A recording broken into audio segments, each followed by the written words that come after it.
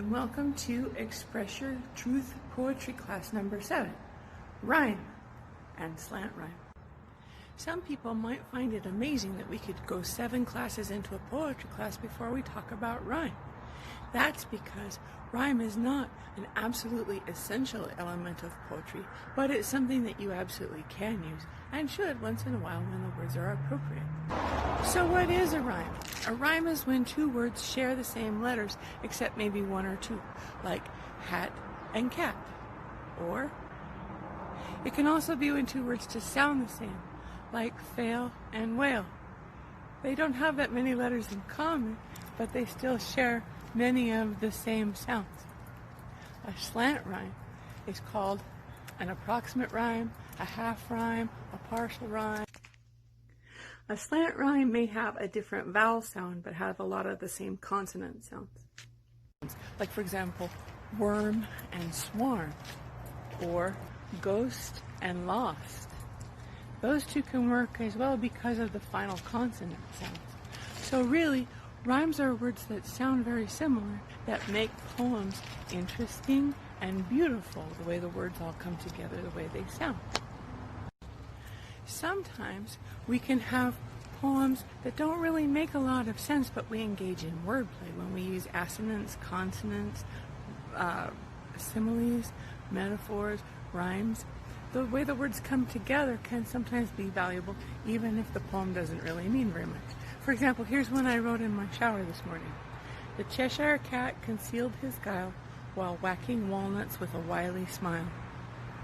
So, there are 3 direct rhymes in this poem: guile, wile, and smile. You can also see elements of assonance. While whacking walnuts with a wily smile, there's a lot of W's there, see? It doesn't make a whole lot of sense, but we're engaging in wordplay, and that's very fun. Now let's go ahead and look at some examples from famous poets.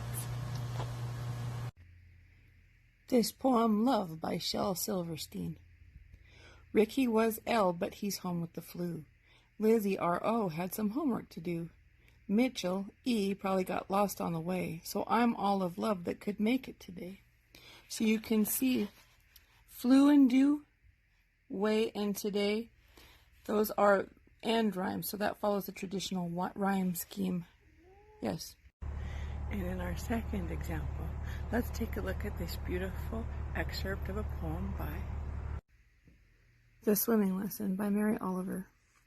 Feeling the icy kick, the endless waves, reaching around my life, I moved my arms and coughed, and in the end saw land. Somebody, I suppose, remembering the medieval maxim, had tossed me in, had wanted me to learn to swim, not knowing that none of us who ever came back from that long, lonely fall and frenzied rising ever learned anything at all about swimming, but only how to put off one by one dreams and pity, love and grace, how to survive in any place. So this final couplet here, grace and place, that's a rhyme that puts a lot of emphasis on that final stanza about how throwing somebody into the water and teaching them to swim is just so very mean. Swim and in, that's a slant rhyme. This is a lovely poem. Mary Oliver has such a skill with wordcraft. She's somebody that's really worth researching. And our last example by an accomplished poet is Fly Free by our resident friend, poet, and mentor, Enrique Argueta. A number of rhymes and slant rhymes in it. See if you can pick them out. The cadence and way he speaks this poem is beautiful. Yes, his recitation is something that everyone should hear.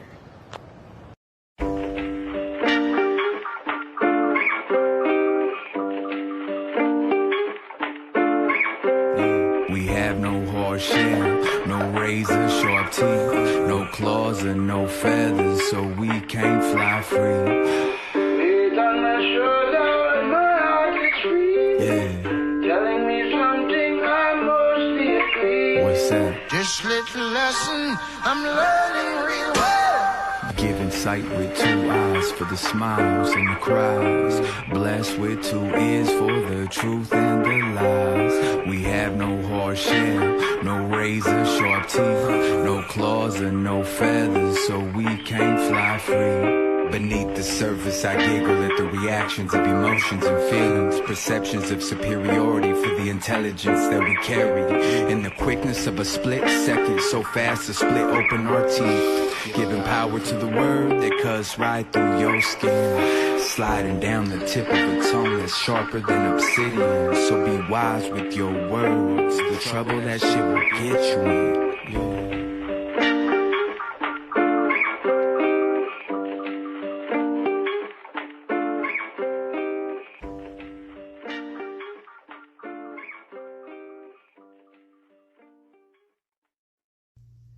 His wordcraft is very noteworthy and also worth researching and looking into his other works. And now it's your turn. Let's go to our ideas list and pick a subject for your rhyming poem.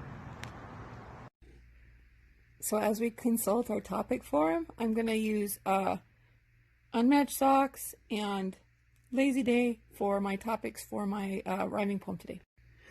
So if I'm going to write a poem about unmatched socks, I need to identify like 2 final words that might be good to use. So I could use the word pile.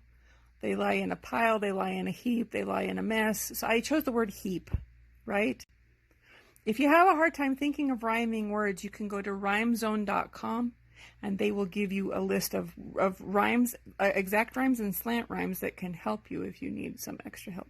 So here I have deep, keep, sleep, steep, sweep, weep, cheap. So, weak, unique, and critique are slant rhymes, but they would all work.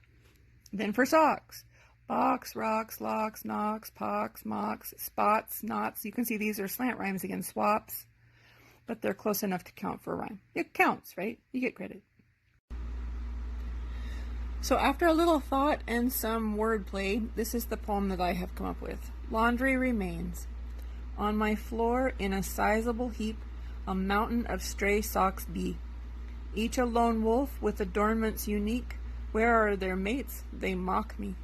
So laundry's a chore that can't be completed, since socks resist my endeavors to beat it. So here you've got heap, be, unique, me. Those are all rhymes and slant rhymes, right? You don't have to rhyme every word, but just periodically. And here, completed and beat it are both rhymes as well. And then here we have a lone wolf is a metaphor. See? Bonus points. Bonus points.